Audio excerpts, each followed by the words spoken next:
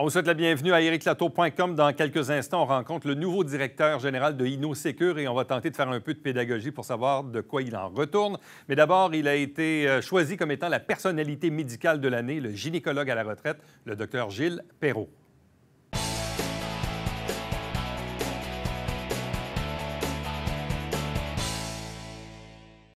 Au cours du mois d'août, nous, on était en pause estivale comme à chaque été, mais parfois, il se passe quand même des événements dont on se doit absolument de parler une fois la saison lancée. C'était le 9 août, c'était la Fondation Santé, à l'occasion de son tournoi de golf, qui a remis le prix reconnaissance Dr Gamache, personnalité médicale de l'année, à Dr Gilles Perreault, un gynécologue à la retraite, mais qui est drôlement actif. Il est avec nous. Bienvenue et surtout félicitations. Ça me fait plaisir. Comment avez-vous reçu ce prix au mois d'août au tournoi de golf?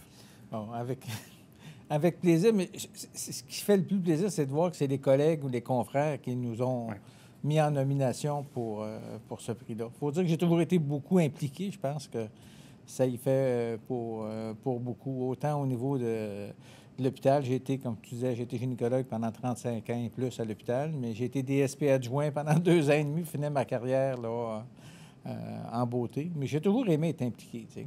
Mais même après, parce que là, vous avez cessé de pratiquer il y a quoi? 4 ans à peu près? À peu près. À peu près 4 ans. Mais dans les 4 dernières années, vous avez fait des trucs, là. Oui, j'ai été DSP adjoint. DSP adjoint, pour les gens, c'est quoi? Directeur du service professionnel adjoint. On s'occupe un peu de tout ce qui est médical dans l'hôpital, de la gestion là, de l'équipe médicale. On travaille en conjonction avec le CMDP aussi et tout ça.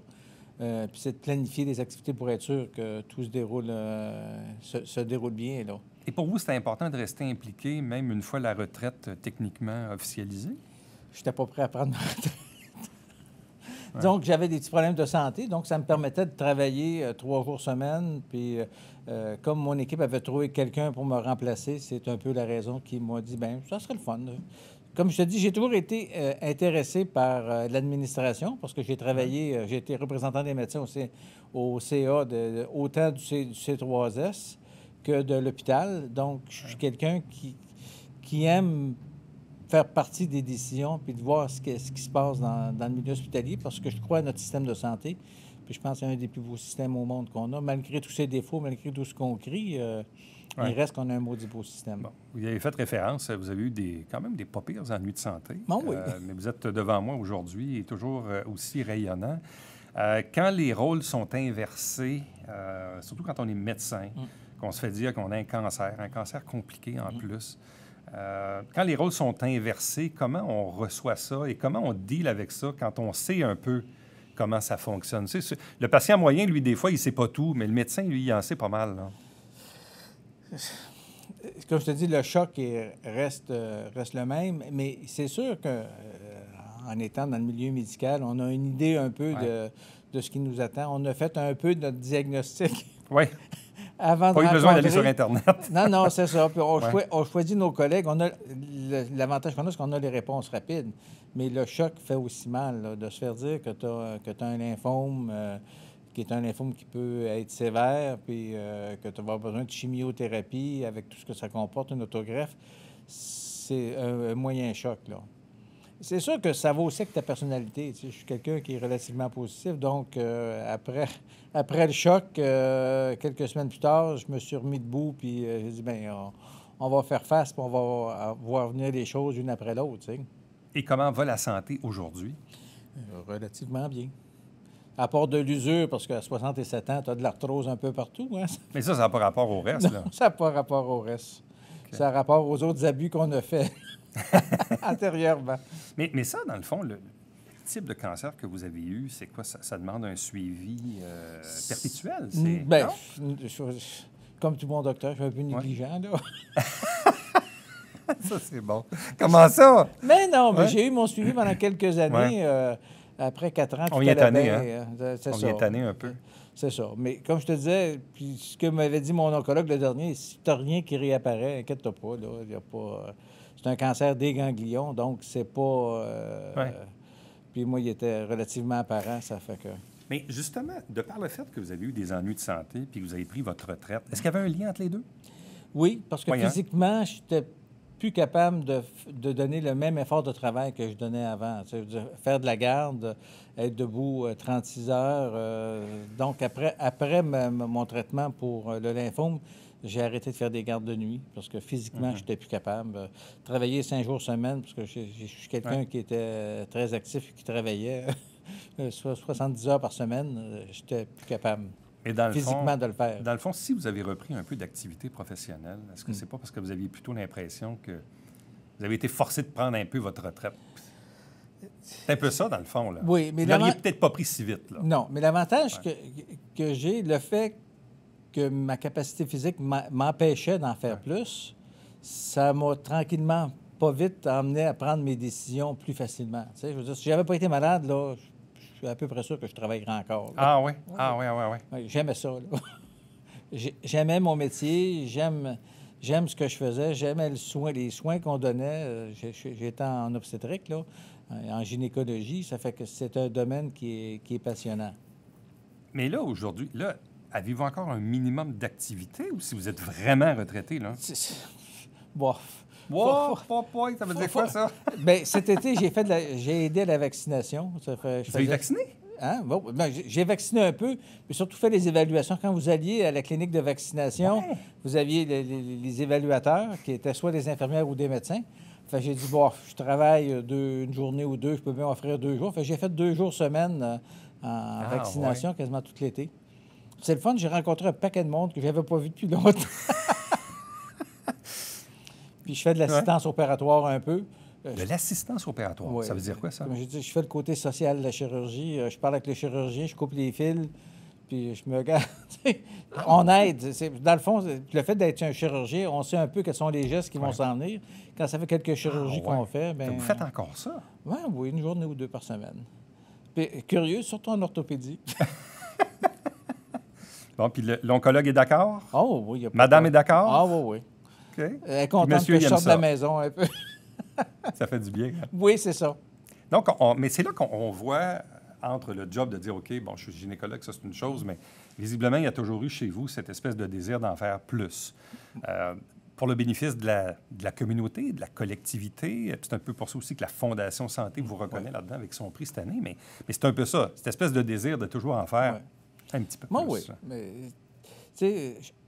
Dire non à quelqu'un, c'est difficile. Là. Tu sais, je veux dire, à l'hôpital, des collègues me demandaient de rencontrer leur clientèle. Je leur ai jamais dit non. Je trouvais toujours une petite place pour un cas de plus et tout ça pour rendre service. Je pense que c'est ça qui est important dans notre métier. Tu sais. On est là pour rendre service, on est là pour aider. Tu sais. Ouais. Dans toutes ces 35 années là, de gynécologie, d'obstétrique, est-ce qu'on a réussi à mettre en place ou faire preuve d'innovation, de créativité?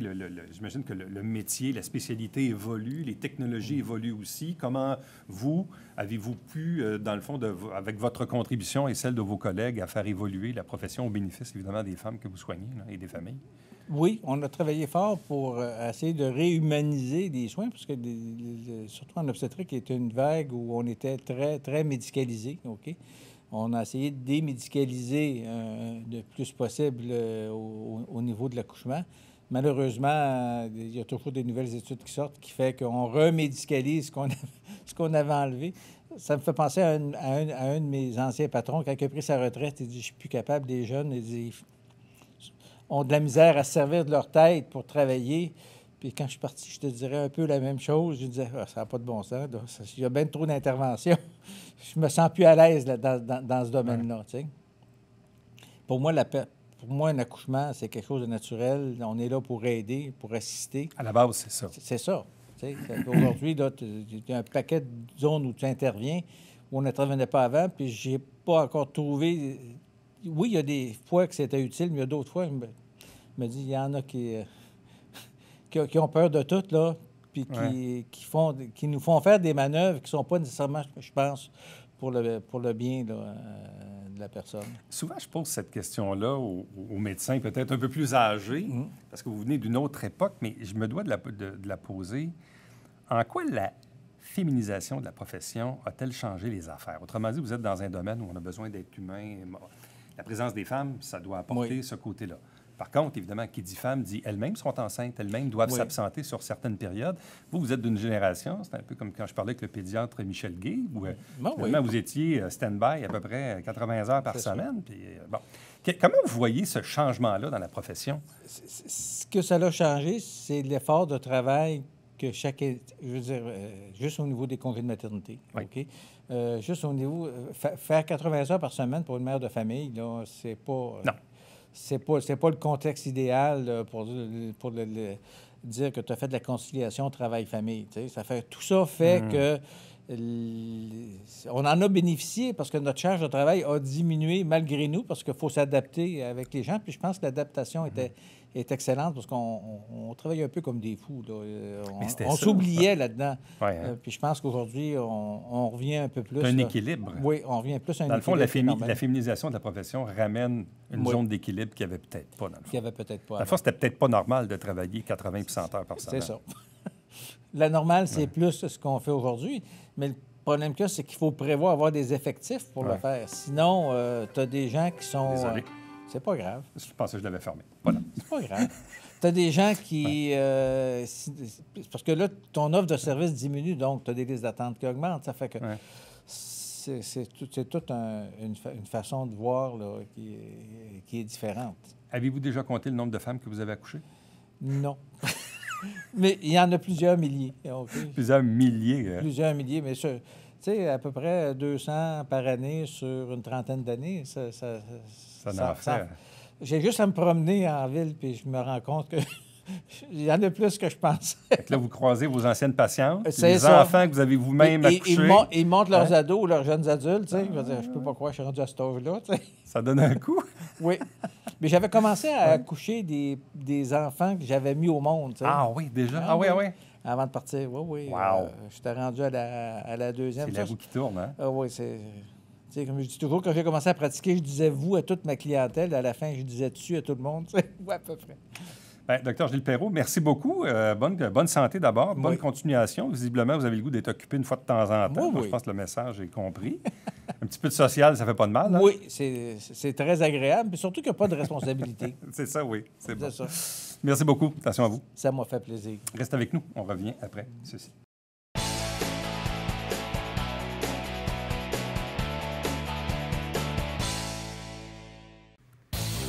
Salut, ici Alexandre Baudouin. Et François Trépanier. François, cette semaine à Sport Express, quelqu'un qui est en train de faire son bout de chemin à la boxe. Absolument, boxeur professionnel pour le groupe Yvon Michel, Alexis Barrière est avec nous. Manquez pas ça.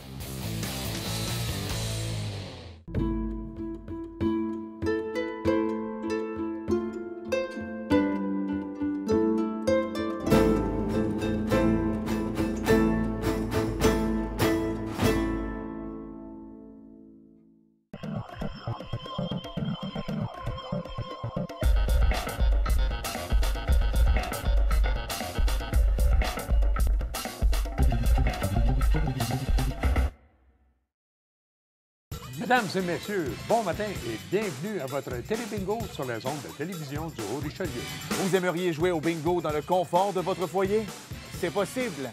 Tous les dimanches matins, 9h30, à la télévision du Haut-Richelieu, maintenant en haute définition au 609. Pour vous procurer les livrets du télébingo, c'est facile. Consultez la liste de nos 30 dépositaires au www.tvhr9.com.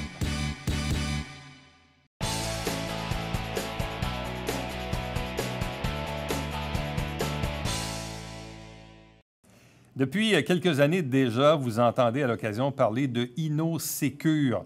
On est dans le développement économique, on est dans le domaine de la sécurité. C'est nouveau, ça existe depuis à peine 2018. Formation d'un conseil d'administration, une première direction générale avec Erika Zoya. Et là, aujourd'hui, arrive le nouveau directeur général qui est en poste. Il est devant nous, c'est Sylvain Sévigny. Bonjour et bienvenue. Bonjour. Merci de l'invitation. Expliquez-nous tout d'abord, parce qu'il faut faire un peu de pédagogie. On en a fait dans le passé, nous, avec votre président de conseil, Steve Etu, avec Mme Touga aussi. Oui. C'est quoi InnoSecure? InnoSecure, c'est unique en son genre. C'est peut-être pour ça que c'est difficile à comprendre.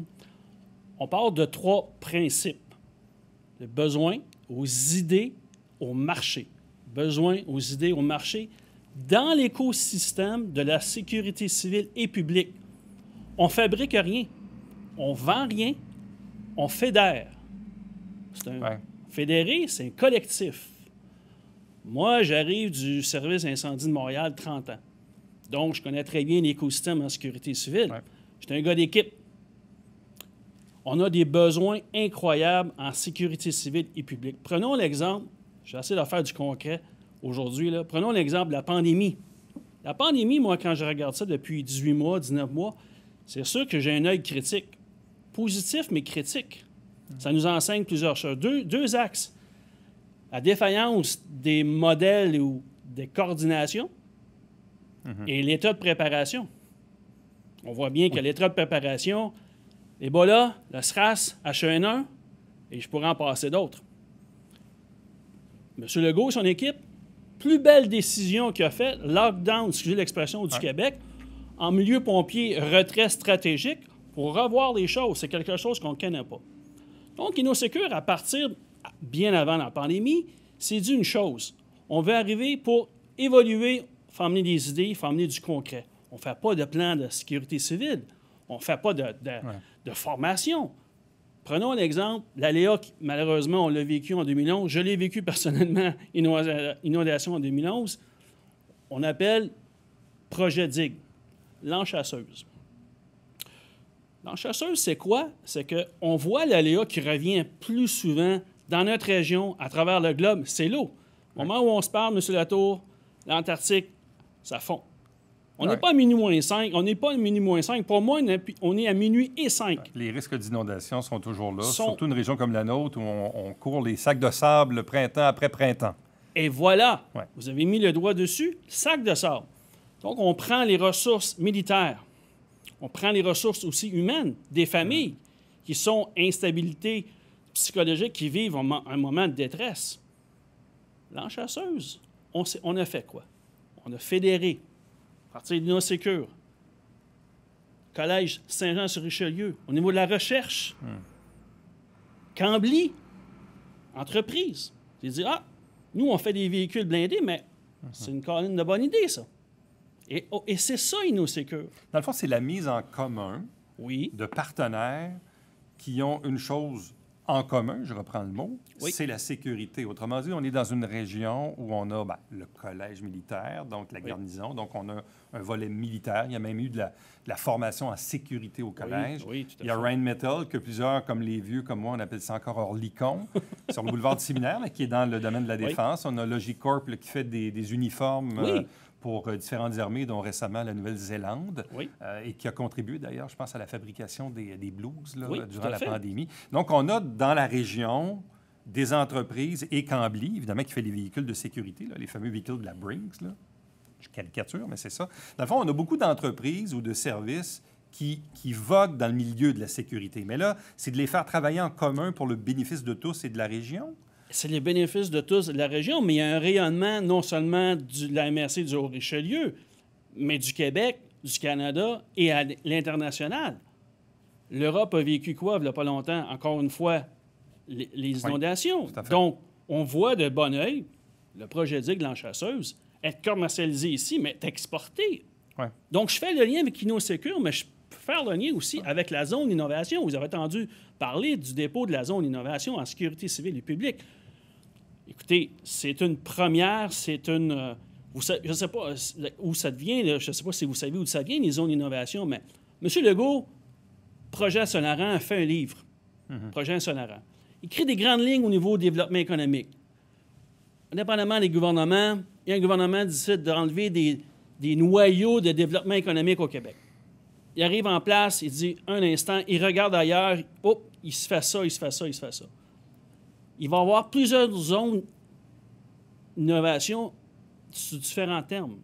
Ici, on a la chance exclusive, puis je pèse mes mots quand je dis ça, être désigné, avoir un dépôt pour la zone de sécurité civile et publique.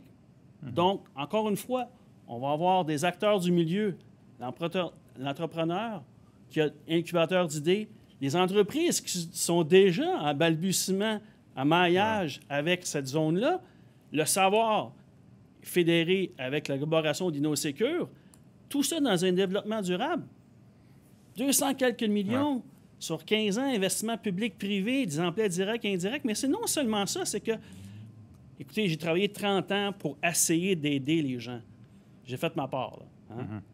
Population à Montréal.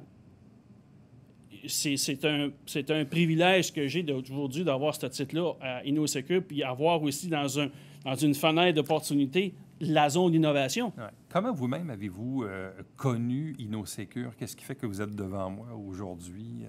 Monsieur Latour, je ne sais pas pour vous, mais pour moi, là, la vie a toujours été incroyable. C'est que je rencontre Erika Zoa, qui était avant votre la prédécesseur. directrice. Exactement. Se greffe à cette rencontre-là, en 2019, M. Laurent Aubu. Laurent Aubu, je tiens à le signaler, M. Laurent Aubu, c'est l'intellectuel d'InnoSecure. Okay? Toute la philosophie, tous les écrits, toutes les pensées, ça vient de ce monsieur-là, puis je tiens à le remercier énormément. Ça, c'est déjà fait. Pour moi, ça, c'est déjà fait. Ils me rencontrent, sont intéressés, ils regardent mon CV, mais il y avait vraiment peut-être quelque chose, c'était pas encore le maillage adéquat.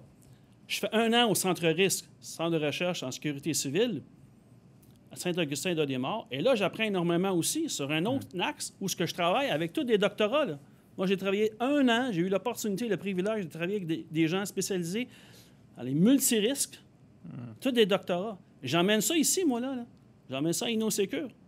J'ai des connaissances dans ce domaine-là de recherche. Le contrat n'a pas été renouvelé, mais j'ai de très bonne collaboration avec Mme Drouin, qui est la directrice, parce qu'on veut travailler ensemble. Il se fait des belles choses, M. Latour, au Québec, en sécurité civile. Il y a l'Association de sécurité civile, il y a le Centre de recherche en sécurité civile de Saint-Augustin-de-Desmaures, il y a InnoSecure, mais là, il est minuit et 5, il n'est pas moins 5, il est 5 pour moi. Il faut travailler ensemble. Travailler ensemble pour accroître la sécurité des communautés, des personnes et des biens. C'est une belle mission, ça. Mais arriver avec du concret. Les plans, c'est bien, parce que le ministère de la Sécurité publique, à travers les années, a donné des obligations. Le risque est partagé. La loi sur la sécurité civile est très claire. Le risque est partagé par des instances. Donc, les municipalités de région de comté, le Québec, etc. Mais là, il faut arriver avec beaucoup plus que ça. Il faut arriver avec des outils. Parce qu'en même temps, on regarde dans l'histoire, ben oui, là, il y a la pandémie. C'est vraiment quelque chose de nouveau, mais qui vient toucher quand même à la sécurité des gens. On parle de santé et de sécurité, on parle des inondations, et malheureusement, ça va être quelque chose de récurrent dans l'avenir un peu partout sur la planète. Les feux de forêt, bon, nous, on est quand même assez épargnés ici, mais il ne faut pas aller très, très loin pour même avoir des nuages qui nous viennent de l'Ouest canadien puis qui sont au-dessus de nos têtes. Donc, les feux de forêt aussi. Bon, puis après ça, bon, les tremblements de terre, le verglas de 98. Donc, des événements où la sécurité est mise en cause. Il y en a eu, puis il va en avoir d'autres, malheureusement.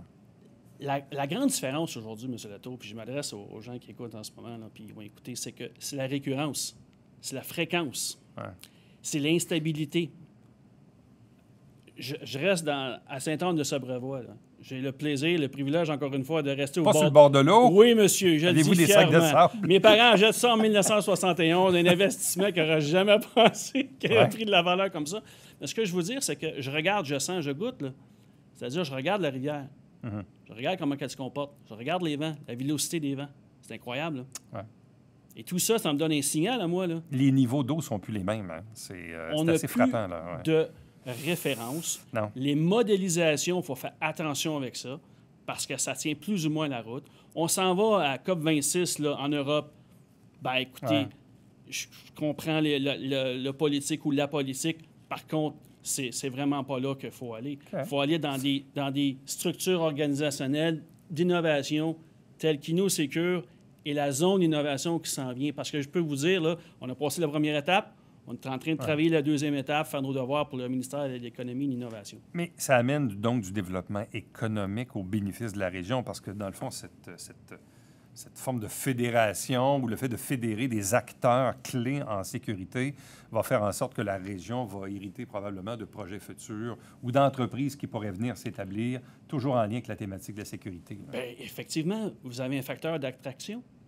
Un facteur d'attraction, il va avoir... C'est ça, dans le fond, InnoSecure. Oui. C'est quelque chose qui se veut attractif effectivement pour des entreprises spécialisées en sécurité. Oui, exactement.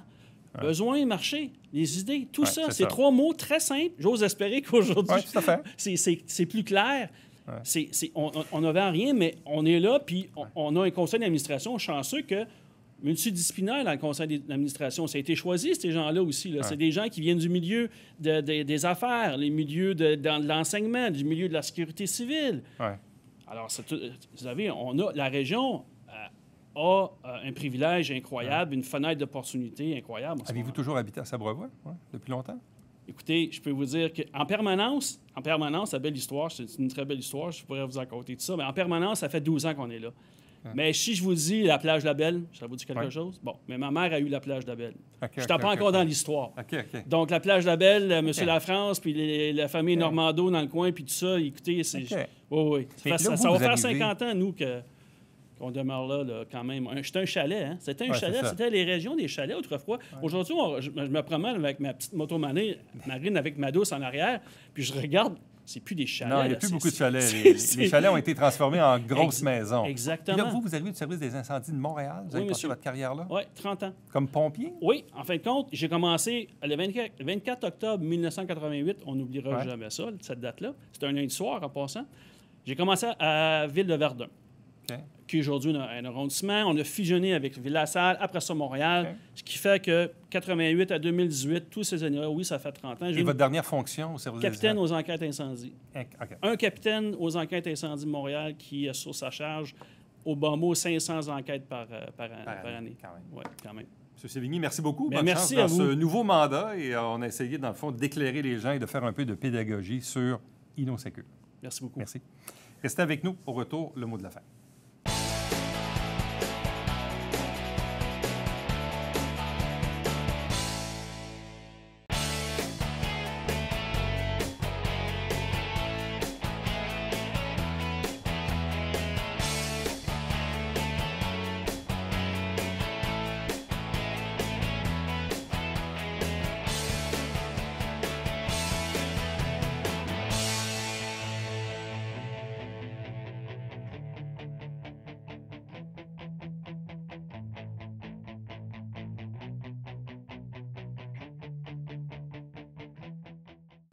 Le Haut-Richelieu, au temps des années folles, c'est une nouvelle exposition temporaire au musée du Haut-Richelieu en vigueur jusqu'au début décembre. Donc, allez faire un tour. Le musée est ouvert du mercredi au dimanche.